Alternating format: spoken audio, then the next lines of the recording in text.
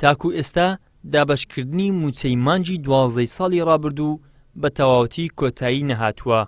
وەزارەتی دارایی حکوومەتی هەرێمیش کە لیستی دابەشکردنی موچەی مانگی یەکی ڕابردووی بڵاو کردوتەوە، لەویش تەنها بەشێک لە وەزارەتەکان موچەیان پێدراوە و تەواوبوونیشی دەچێتە سەرەتای دابەشکردنی موچەی مانگێکی دیکە.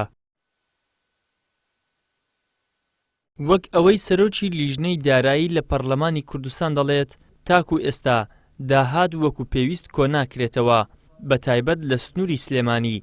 وەزارەتی داراییش ئاگاداری فرۆشتنی نەوتی هەرێمی کوردستان نییە. لای خۆشیەوە ئەندامێکی لیژنەی دارایی لەبارەی نەگەڕانەوەی داهاتی ناوەخۆ دەڵێت نرخی نەوت هەرچەندێ بێت کە مانگی هەشتی ساڵی ڕابردوو 70 دۆلار بووە، مانگی یەکی ئەمساڵیش 85 دۆلار بووە، هەر 350 ملیۆن دۆلار گەڕاوەتەوە گەنجینەی گشتی بۆ دابەشکردنی موچە. دەبەن 7 مانگە نرخی نەوت هەرچەند بێت کە بۆ نمونە مانگیش 70 دۆلار بووە، مانگی پێشوو 85 دۆلار بووە، هەر 350 ملیۆن دۆلار گەڕاوەتەوە خەزێنەی گشتی بۆ دابەشکردنی موچە کە دەکاتە چەند؟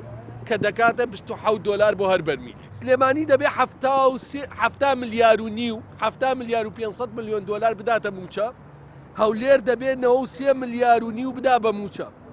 ئەم بڕەپارێش تەبعاً هەریەکەوە بۆ ناوچەی خۆیەتیوە بۆ موچەی خۆشی دەرخانەکرێت، بەڵام نایدەن.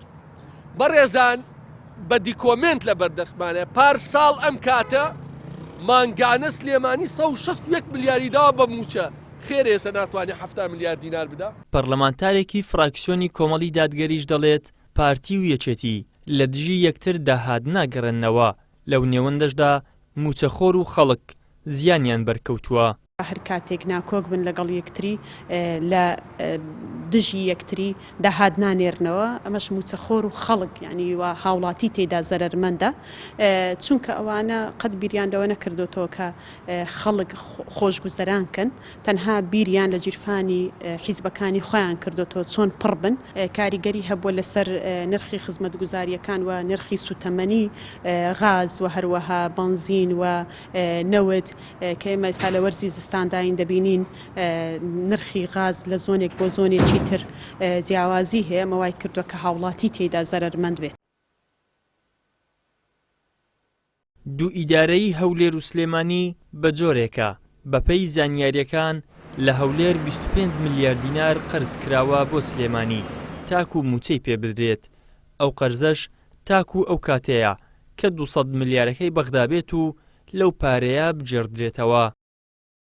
ئیدریس محەممەد، کەناڵی ئاسمانی پەیام، هەولێر.